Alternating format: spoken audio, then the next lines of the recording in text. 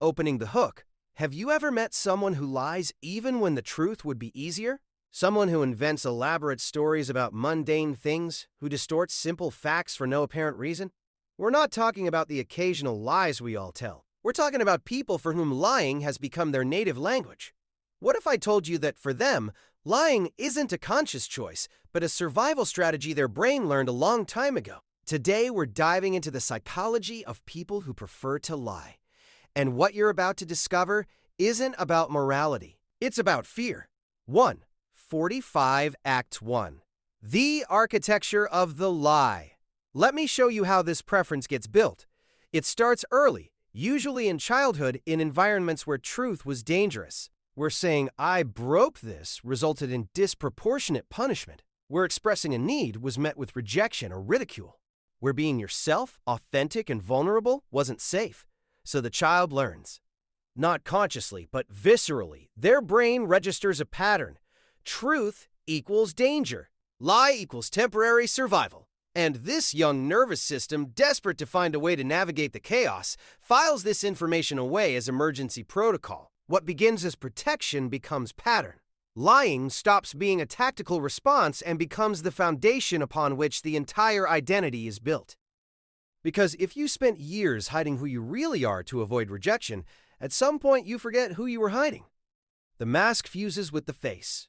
And here's the cruel detail. For these people, truth doesn't feel liberating. It feels exposed. Vulnerable. Like removing armor in the middle of a battlefield that never ended in their heads. CLWACL feeding cycle? Now watch what happens when this person grows up. They enter relationships, workplaces, friendships, carrying this nervous system that's still operating as if honesty were an existential threat. And then the cycle begins. They lie about something small. Maybe they exaggerate a story to seem more interesting.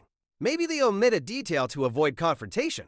The lie works. They receive validation, avoid conflict, maintain control of the narrative. The nervous system gets confirmation. See? Lying keeps you safe. But lies create complexity. One lie needs another to sustain it. And another. And another. Until the person is living in a fabricated version of reality, constantly monitoring, adjusting, performing. It's exhausting.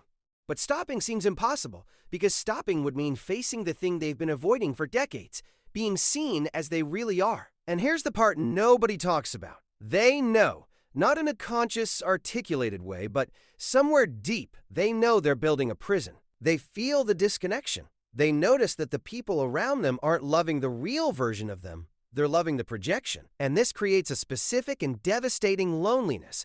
The loneliness of being surrounded by people but completely invisible. So what do? They lie more. Because truth now carries not only the original shame, but all the accumulated shame of years of falseness. Revealing themselves would mean admitting the entire construction. And that feels unbearable. 3. ACT 3, what they can't say. If you could enter the mind of someone who prefers to lie, here's what you'd find. Not malice, but terror. Terror that if people knew who they really are, what they really feel, what they really need, they would leave. This terror isn't rational. It's pre-verbal. It's stored in the body in implicit memories, in the neural circuits that formed when they were too young to question the messages they received about their own worth. These people often grew up in environments where love was conditional, where approval had to be earned through performance, where vulnerability was punished as weakness. So they learned to become chameleons, reading the room, adjusting the story, molding themselves into what they thought others wanted to see. And here's the tragedy. They became so good at it that they forgot there's another option. Truth feels not just risky, but impossible. How do you confess something you yourself can no longer locate?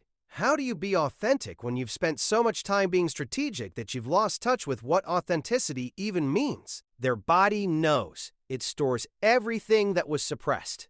Every unspoken truth, every hidden emotion, every real version that was rejected.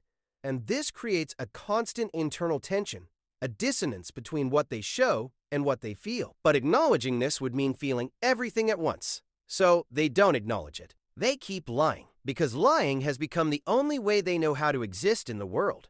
530 ACT4, The Way Back. So, is there a way out? Can someone who built an entire life on falsehood learn truth?